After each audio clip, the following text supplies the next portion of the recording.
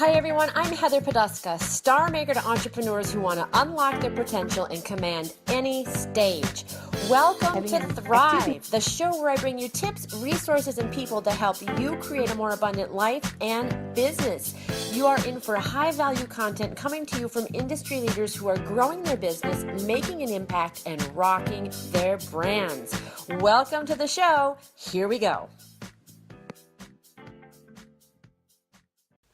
Hi everyone, I'm Heather Poduska, founder of the Brand Star Academy, where I teach entrepreneurs how to be powerful, profitable speakers and create their own celebrity personal brands. Welcome to this episode of Thrive, how to create your star brand and lead your industry with your special guest, Heather Poduska. Yes, this episode is an interview of me. I thought it might be a fun idea to do a switcheroony and change chairs and be the interviewee instead of the interviewer. I've done over 60 episodes so far of Thrive, and the majority of those episodes have been me interviewing experts, thought leaders, best-selling authors, entrepreneurs, and people who really have a story and a message that I think will help my audience and make an impact to make the world a better place. And it's been this great resource for me as I've listened to my guests and hopefully for you.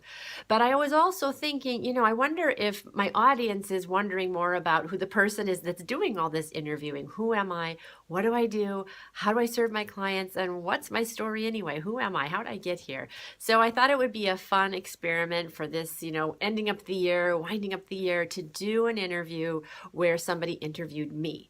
And luckily for me, I have a phenomenal friend who is a professional MC and host. Her name is Kim Miles. She's been on Thrive before as a guest, and she has her own production company called Miles and Heels. She's interviewed celebrities. She's gone to corporations and universities and hosted events as an MC and as a host, and is a performer herself. She's a singer as well. So I said, of course, Kim has to be the person to interview me. And it was such a great joy to have her. And hopefully, I hope it comes across that we were having so much fun in this interview. And we talked about, how did I get here? What is my story? How did I go from being an opera singer to a brand strategist? And then we went deep into, what is brand? What does it mean to brand yourself? Why is it important to brand yourself?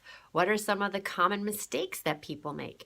Should you go deep and narrow, or should you diversify? What are my thoughts and feelings about that? What are the risks and benefits?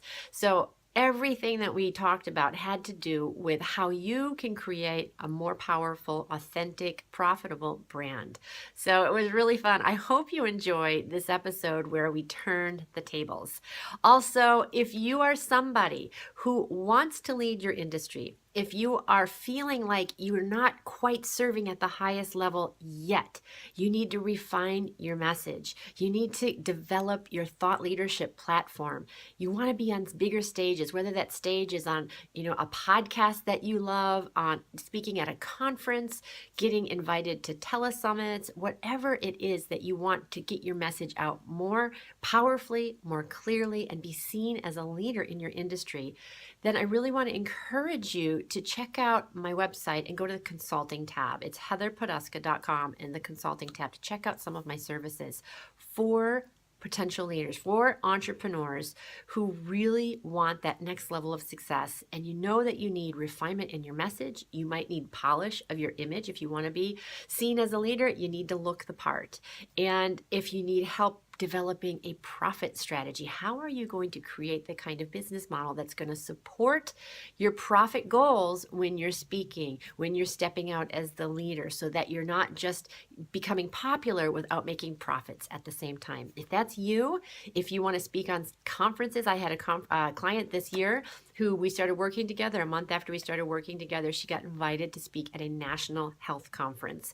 And I had another client, we developed her signature program. She was invited to a radio show and she launched her program right then and there. And it's just been this really great year of working with people who are stepping up their game. So if you're ready to step up your game, I invite you to check out the consulting tab on my website, or you can email me directly at heather@clearvoicebranding.com. Now, on to the show. I hope you enjoy this episode of Thrive. Hi everyone, I'm Heather Poduska, founder of the Brand Star Academy, where I teach entrepreneurs how to be powerful, profitable speakers and create their own celebrity personal brands. Welcome to Thrive, the show where I bring you tips, resources, and people to help you create a more abundant life and business. You're in for high value content coming to you from industry leaders who are growing their business, making an impact, and rocking their brands. And today is a very, very special well, I don't know if it's that special, but a very special episode of Thrive, because we're going to do a little experiment today and turn the tables. I have my very special friend and guest here, Kim Miles of Miles and Heels Productions, your go-to premier event strategist and creative collaborator. You got it. And we are going to be creatively collaborating today, and she's going to turn the tables and interview me, because I'm the one that's always interviewing people, and I wondered if maybe some of the audience was like, well, who is Heather? What does she do? I see her up there, and she's always interviewing other people. So we thought we would turn it around today and just do a little switcheroony, and I'm so excited to have Kim here. I'm so excited you asked me. This is a little bit like an anniversary thing, because I think we were here, it might have almost been 3 years ago or 2 years ago. Maybe 2 years. Yeah, 2 years ago. Yeah. When I think I was was I your first? I think I was your first interview. Kim, you were my first. I feel so honored. Okay, first or second, I don't remember. One of the two. But very early on. Yes. And so what I have to crack up at is that there are people who come up to me and they say, oh, I saw you on WinCam the other day. I saw you on the cable station. And so the fact that you asked me to do this for you, I was really just tickled to do it. It's my sincere pleasure to be with you today. Well, and I was like, seriously, who would be the best at interviewing me? You know, I'm usually the person interviewing you. This is what you do in Kim Miles and Miles and Heels Productions. Yeah, all the time. And you know, it really is a skill set, and you've learned that because you've been sitting in my seat. And I think what people don't realize out there in the world is that it takes a real conversational, sort of strategic conversational way to be able to get out the best of an interview guest and to make sure that they're really rocking their personal brand on camera, as you always talk about. And so, yeah, we're going to dive right in. So I've got my list of questions. I'm ready to go. Well, and also I have to say one other thing. I wanted it to be really fun, because sometimes you know, the guests are more serious, which is the content is serious. So, but I wanted it to be more middle name, kid. Middle name is fun. What is the tagline that you have? That if you were the... Oh, I always say if Oprah and Ellen had a love child, it would be me. I mean, I think, you know, and here's a little story. So for people who, you know, will learn or do understand what it is that you do, when I met with you, this is going back now 4 years ago. Wow. 4 years ago or more. Wow. When I sat in your office and we were having one of my very first strategy sessions about my brand, I think in the first 3 minutes of us talking, when you literally said to me, Kim, how would you describe yourself? I mean, how would you really want people to describe you when you're not in the room, which is what the definition of brand is, right? Right. And I just looked at you and very plainly said, if Oprah and Ellen had a love child, it would be me. And you looked at me and you said, we're done here. And I said, okay, well, I'm glad I needed you. I guess I didn't need you at all. No, but we had such a good time, and I learned so much. And that's what you do for people every day, is help identify their brands. But I want, from the horse's mouth, I want to learn exactly what it is that you do. Well, I think that your story was a really good example of it, and it's really helping people understand themselves and what they bring to the market and who they are and how they want all of those pieces of their personality, their value, their business, their positioning, all of that to come together in a unique representation of who they are, of their business, of how they want to show up, so that they can attract people that get them, that will pay their fees and be their loyal clients for years to come. Branding seems to be so nebulous, which I mean, I don't know if it's because we're entrepreneurs and we live and breathe that every day that we're just so kind of dialed into branding. But it's so critical, you know, it's so hypercritical in a way. And you always are talking about, you know, really zipping up your brand and really bringing all those components together so that it's a real consistent, tight message. And I think one of the biggest things that you always talk about, which I know I always talk about, and you and I, on our car rides to many fun networking events together. In the minivan. In the minivan, minivan moments. Talking about your differentiator as brands, right? So talk a little bit about what differentiates you as a brand strategist, or a star maker from other brand strategists out there? Well, I think it's true for everybody. Like, first of all, there are a million brand strategists, there are a million business coaches, but there is only one of you, and you alone have your story. And the story of who you are is unique, a unique fingerprint. So that first and foremost is, even if you're offering the exact same services, right, your life's journey, the way that you became who you are, is the unique differentiator. Yep. So for me, my path was not, if anybody's been watching for any length of time, they know that I was a singer.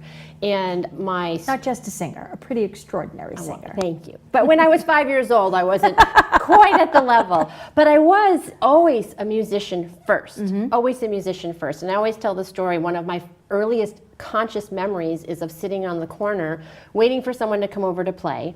And I was singing and making up songs. I'm sure you did the same thing when you were a kid.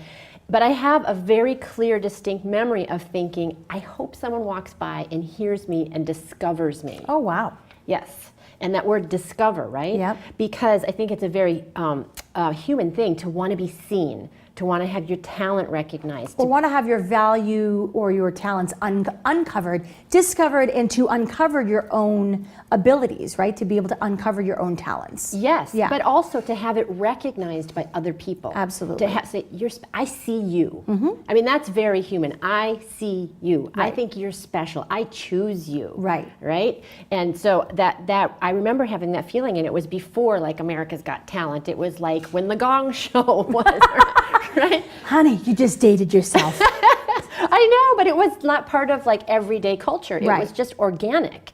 So everybody goes about that in different ways. Yeah. You know, some people are athletes and they go on into business. And I went on to be a singer. I did all the things that musical kids do, and was in competitions. I was teaching piano lessons in high school, and It was very much part of your identity. it was who I was. Right. Right. I mean, I was a singer before I was a mom or an entrepreneur or a wife. I was a musician from 5. I mean, I started And then. in all of your messaging, I feel that what you have really uniquely embraced is the fact that your whole performance strategy, your whole performance ability is what you are helping instill in others that may not be completely innate in those people, right?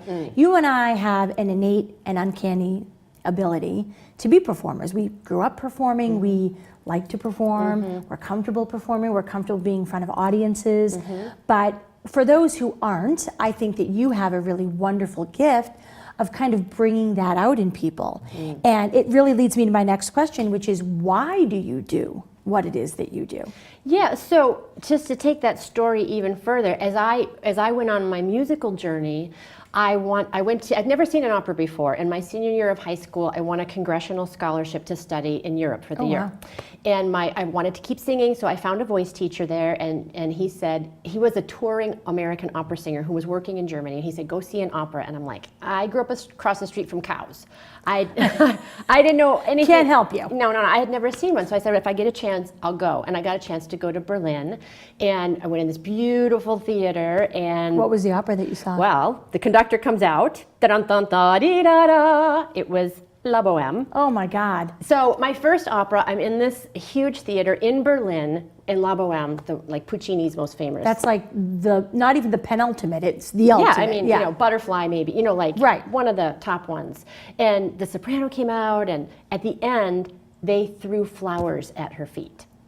And that, like, for my little 5-year-old girl, that was like, I hope someone discovers me, was like a drug. That crystallized it I was for like, I you. want that. Yeah. I'll take those.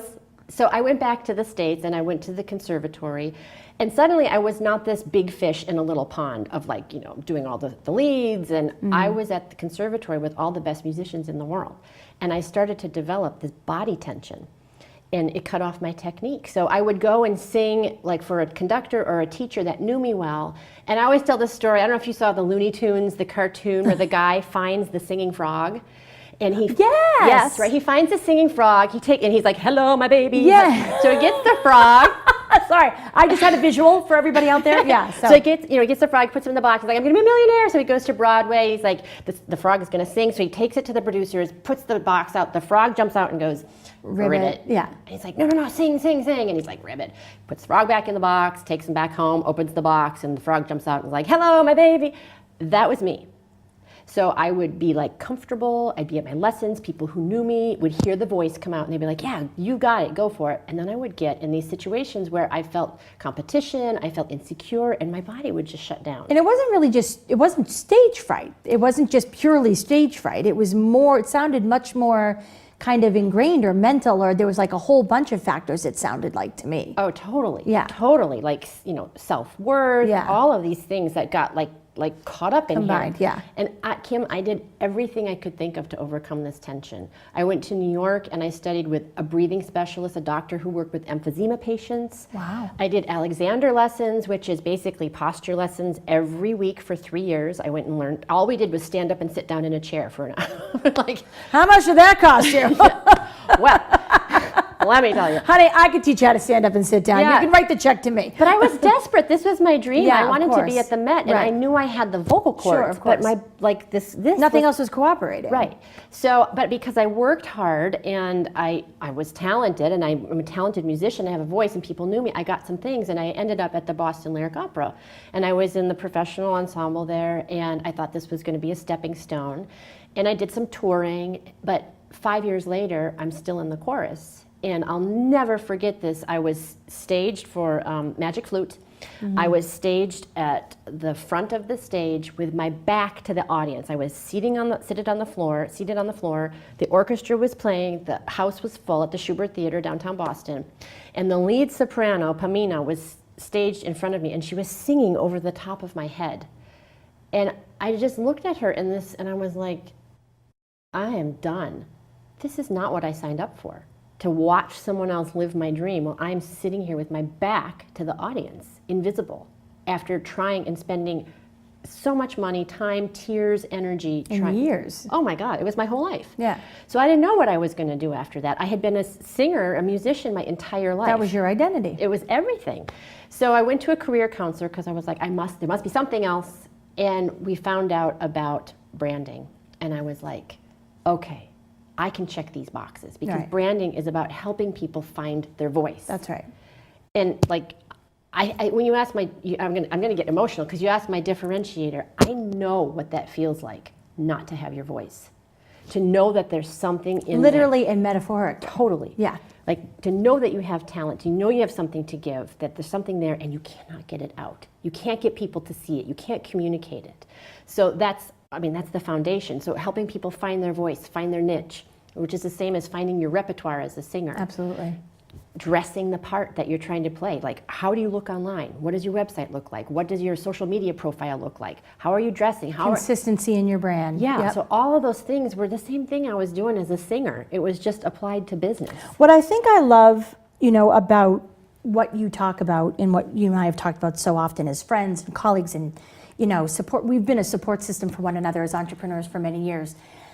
I think the thing that's interesting about you and me is that it's not like you and I went to business school and had a fancy business plan and we woke up one day and said, okay, now I'm going to execute this business plan. Mm-hmm. You and I literally used our experiences and our life stories and our highs and lows in life to be able to lead us to what our true calling is. Mm-hmm. And that's what you're trying to do for other people. And I think that that's so important. And I think that for people who really struggle, with what their brand is, to us, it's such an easy question. Why is personal brand so important? It's so easy for us to say, to be able to answer that question very succinctly. But for those who struggle with it, talk about, there's professional brands, very easily identifiable.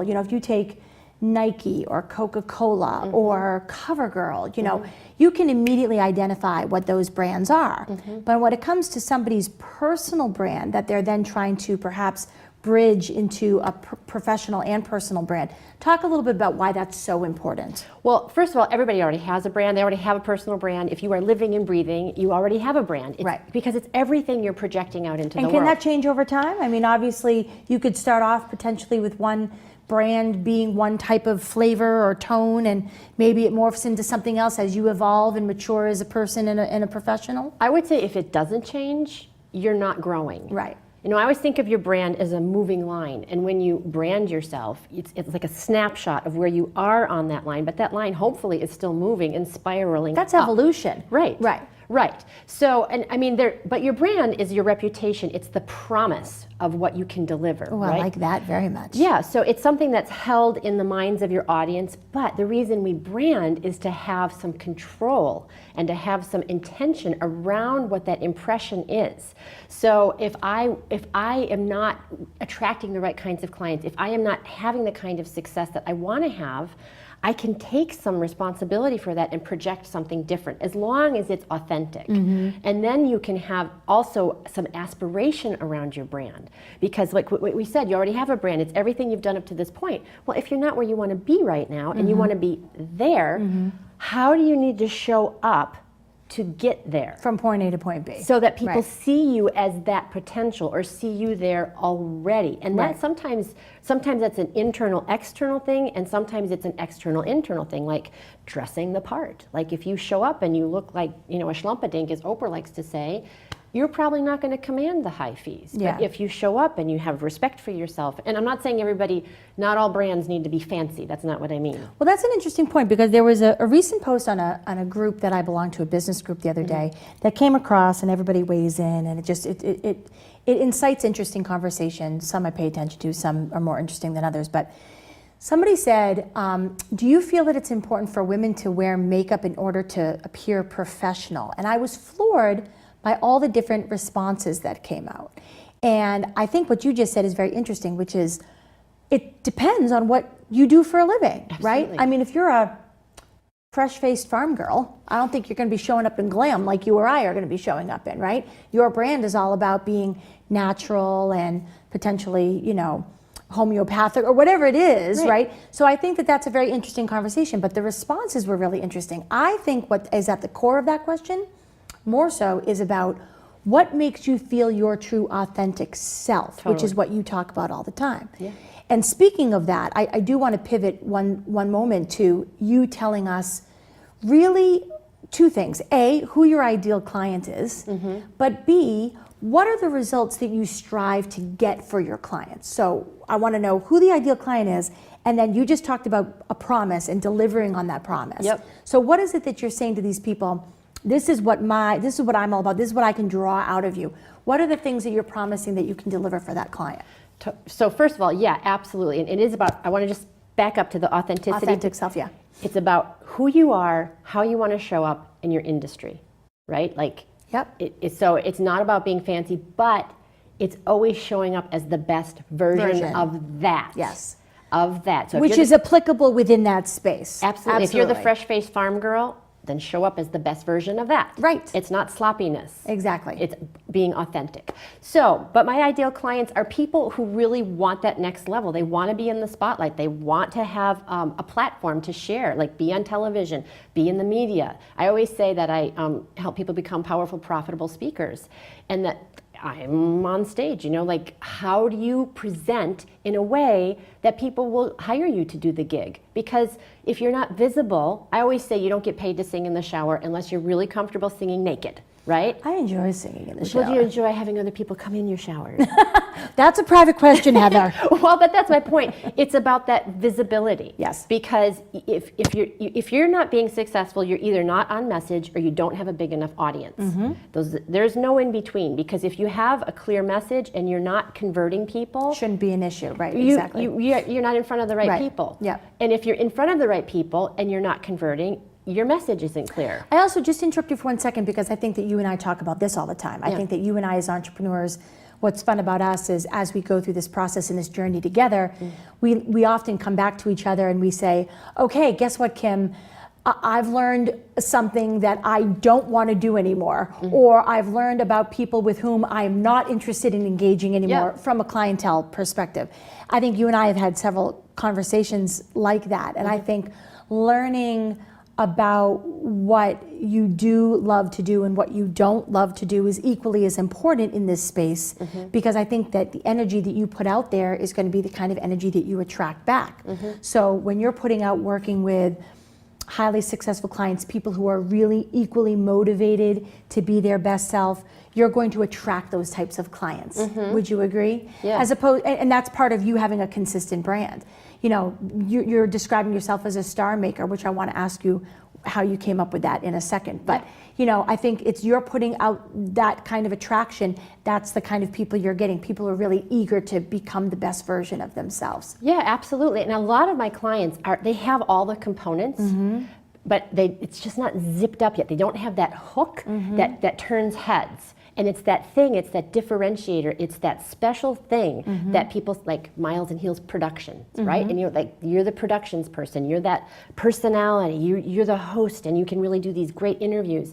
You're not doing 20 things. That's your hook, right? You've got that, and you've got the heels. It's all aligned. So I have a client right now that I'm working with, and she really started to get clear on what her hook is. And she went back to somebody she had worked with, and she just got invited to speak at a national conference. Nice. Right, so she got the message clear. She kind of got it all lined up. Another client of mine, she was calling herself one thing, and we changed what that was, and all of a sudden she started getting media attention. You've been using that phrase, you know, zipping up your brand. Yeah.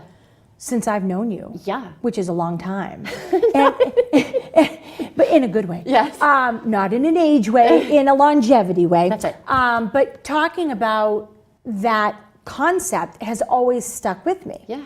Because I think you're right. I think one of the problems that people have, which is what you just said, which is there are all these components and they're all somehow separated, but you and I both know that they need to be brought together in a complete and consistent and comprehensive way. So I think that zipping up metaphor it's genius. I think it's spot on, frankly. Thank you. Oh, I toyed with the idea of calling myself the brand zipper, but I didn't think anybody would know what that is. No. Star Maker's better. Talk to me about how you came to Star Maker. Well, I love seeing people like in that spot where they're on the precipice, right? They're right at that spot where they have all these pieces and they really just need to zip it up. They need that hook. They might need an image piece so that they look like a star. Yep. But celebrity is a wonderful thing. You use it just like you use money. You can be a jerk with or without money. You can be a jerk with or without celebrity, but celebrity is power and influence. And some people abuse that power, and some people are using their platform for great things, and some people aren't. Some people are becoming a celebrity or becoming famous for absolutely nothing. But that's a flash in the pan, right? Like having substance. And most people that I work with, they have a point of view. They want something greater. They're trying to share a powerful message. Right. Like one of my clients right now is an abuse prevention expert. Wow. Right? And how relevant. Very topical. Right. That's a huge message that needs to get out in a big way. Yeah. So how are we going to bring that together so when this person goes out, people are like, yes. How often do you meet with somebody and you're sitting there listening to them, and internally your monologue is saying, oh, sweetheart, you are so off base on your own brand. Like, how many times has that happened? That they're completely on the opposite end of the spectrum of what they think their brand is and what really their brand is. Does that happen very often? I don't think so. I think most people kind of know. I think what happens more often is, and this is why I like Star Maker, because it's all of the pieces, and as you know, this was where the performance piece comes in. It's not just the message. It's not just the visibility, it's the look, it's the hook. What is that hook that's going to turn? It's all of those pieces, and then presenting it and showing up as the star. The total package. Yeah, I'm here, baby. This is it. Yeah. And owning that and being able to go into the marketplace so people are like, book her. Well, you and I talk about something else also that I think that we've kind of chuckled over the years about. People, it's important to stay true to your message, right? And not to stay in your lane so much, but don't try to be an expert at 20 things. Be an expert at what you're great at, right? Yeah. Then you and I have this conversation about different people who are sort of all over the map, and I say to you, I'm like, oh my God, look what he's doing now, or look what she's trying to do now. It seems so far afield. What's the difference between going too far afield and outside of your brand lane and just being exploratory and trying new things? This is such a great question because honey, it's why I do what I do. Because I've sort of changed. I sort of have different feelings about it than before. I was like, you must be in this lane. Right.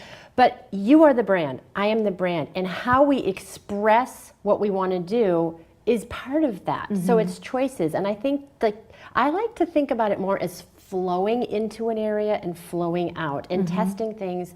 But I think as long as you are on message, on point, and how you're delivering that, and you can play with that. So for example, one of the things I've done recently was I shot a rap video. I'm a queen on the scene, I'm a Boston bean. I come from Cheeseland, yo, but I'm really mean. I sing opera. What? Yes. How did I not know this? Well, because it's something that I've been working When is the premiere? Well, we'll see. I've got it. It's all in the can. It's all done. I did it. But it's a part of who I am. It's a part of that performance piece and about like kind of getting in like an edgier side, but it's still part of who I am. It's part of the brand. It's part of the message of be yourself, be authentic. So some people could say, that is not on brand for you. And I could say, I don't care what you think. Girl. No, because you are in command of your brand. Right. And so, but I think what is important is not necessarily going off brand, but having a gateway drug to your services. So play over here, but know that 99.9% of your clients are going to come to you for one thing. Well, here's a good example. Tell me if you think that this kind of encompasses what you're talking about. So I'm a singer too, as you well know. We're two different types of singers. I'm more in the kind of poppy, country-ish area, and Broadway musicals are my total guilty pleasure.